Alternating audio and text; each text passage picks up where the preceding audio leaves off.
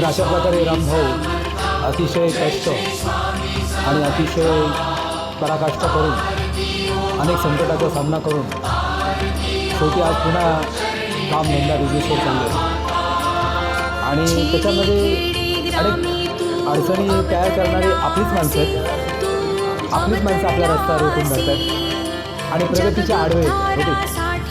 त्याला विरोधी पक्ष असं म्हणता येणार नाही. घरगुती मेंबरसुद्धा विरोधी कारवाया करत असतात आपल्यावरती. पण अक्कलकोट स्वामींच्या कृपेमुळे आज पुन्हा बिझनेसवरती निघालो आणि तप्प काळ हा आता कमी करणार आहे आम्ही. कारण की येत्या काळामध्ये आपल्याला पैशाची जास्त गरज भासणार आहे आणि आज जास्तीत जास्त घडामोडी घडवत आहे. ओके, त्या घडामोडीला आपण साक्ष असावे. मदत लागली तर तात्काळ फोनवरती मदत करावी. जय शिवशंकर, जय स्वामी समर्थ.